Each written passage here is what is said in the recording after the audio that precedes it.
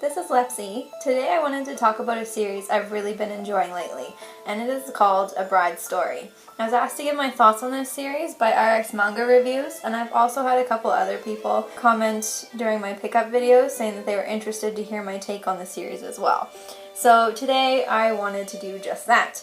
I'm going to try my best to talk about the series without giving away any spoilers, but I feel like I do need to kind of give some information about what happens in the stories just to give you my thoughts on it. Otherwise you won't know what I'm talking about.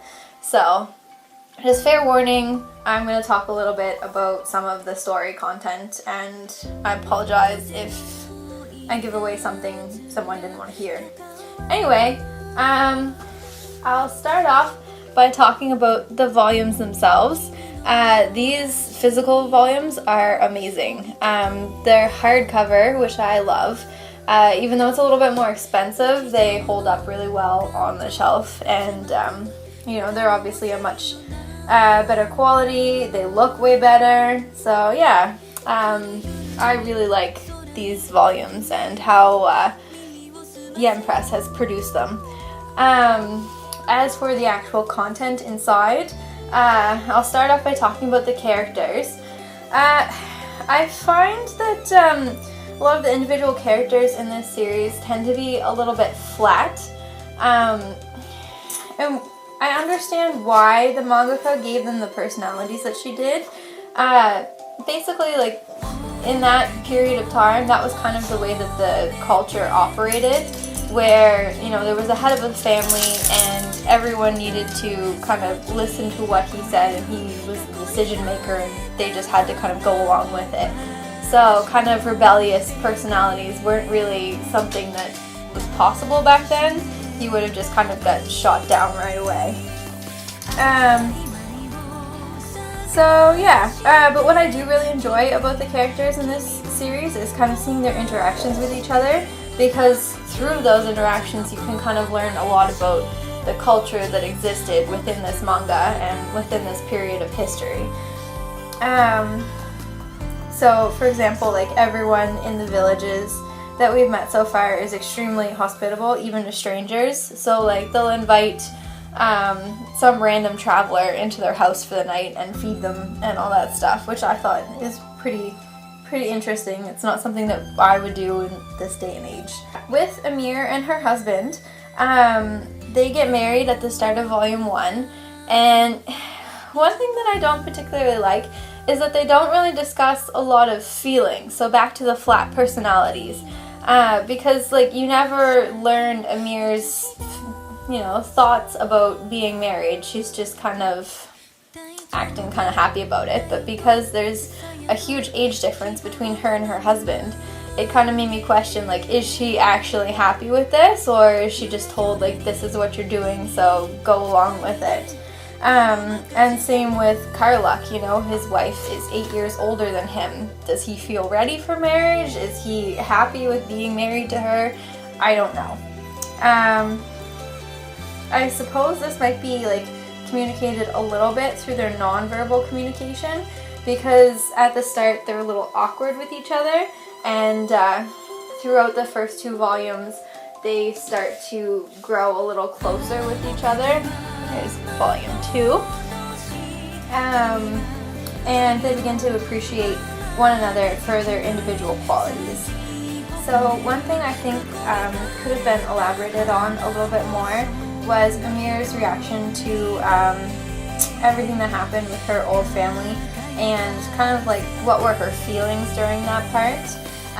It may be elaborated more on more in the future, or maybe I'm just kind of dense to emotions, but I was kind of confused reading that part. So I enjoy the characters in this story, don't get me wrong. I just wish that there was a little bit more discussion concerning feelings, because it might be there non-verbally, but I just personally am not always getting it.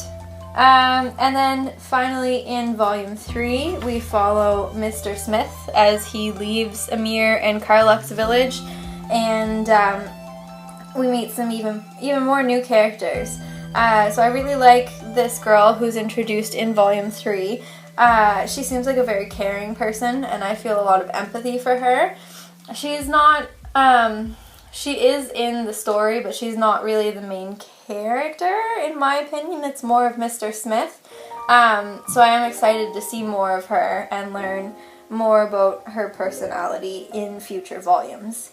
My hope for the future volumes is that they will continue to build on the characters that have already been introduced, but yet keep the old characters within the story. So in volume 3, even though Mr. Smith left the village, they still introduce Amir and Karluk at one point in the story, and I was pretty happy with that, so hopefully the mangaka continues to do that.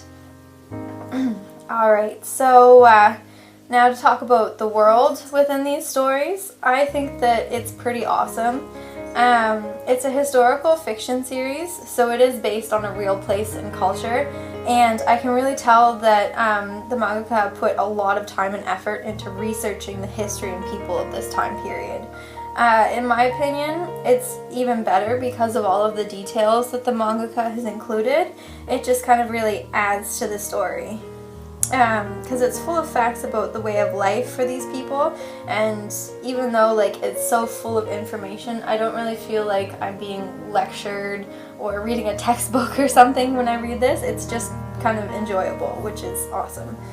One thing I would like that I'm actually kind of surprised isn't there is at the start of the volumes when they have the table of contents and the introduction page. Oh, there it is. I kind of wish they had a map of the world, with the villages in it.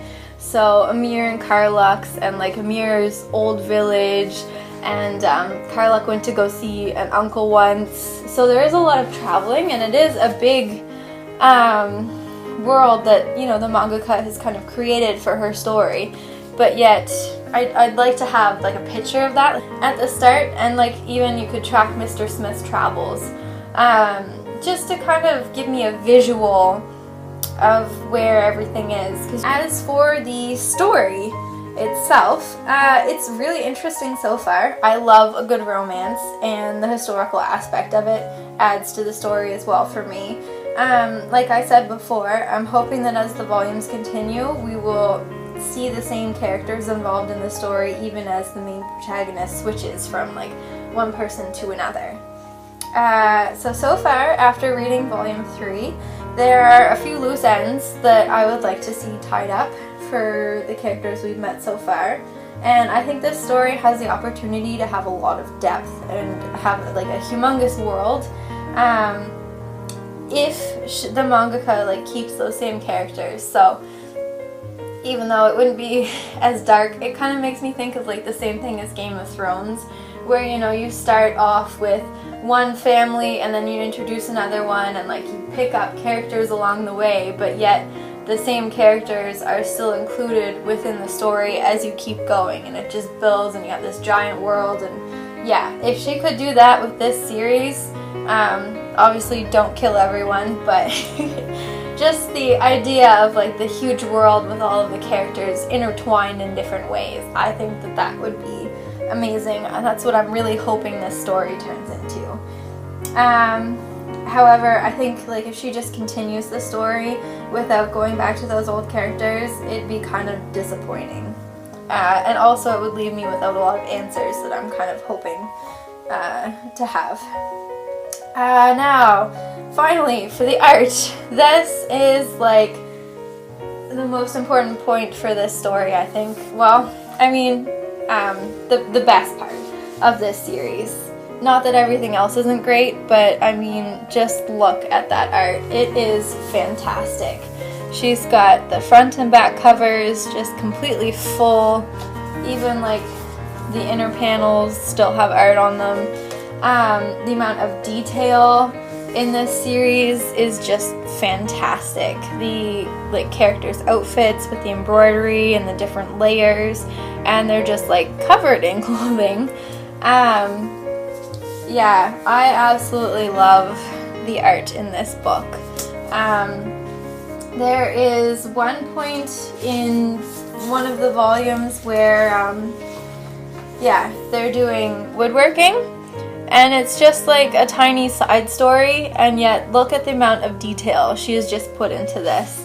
I think even if the story sucked or was non-existent, I would still enjoy reading this just to like flip through the pages and look at the illustrations, because I absolutely love this mangaka's art style. It's fantastic.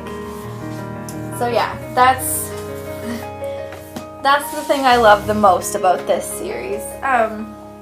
But yeah, overall it's a really good series. I'm enjoying the story so far.